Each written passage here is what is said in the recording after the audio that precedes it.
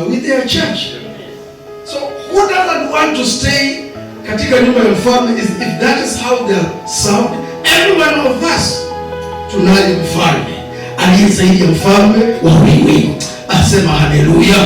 Bwana Yesu asifiwe. Tunaye mfalme ambaye ana kila aina ya chakula kilicho chema hata kuliko kile Nehemia alikuwa akisahau mfalme. Anaitwa Baba wetu, Mungu wetu.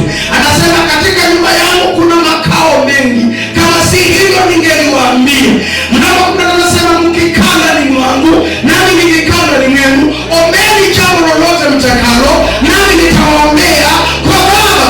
Katika hoteli zingine wanaweza kuitisha chakula ambacho umekitaja na wakuambia katika nchi yetu we don't serve this kind of food, but in the hands of our Almighty Father, anything you wish, as long as it is in the will of the Lord, you will be served.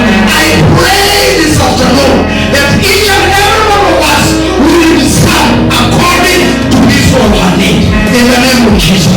Naomba mchana wa leo katika jina la Yesu. Naomba mchana wa leo kwa jina la Yesu. Sawa na hitaji lako ulilokuja nao ukitoka kwa leo hii upate lisho nao.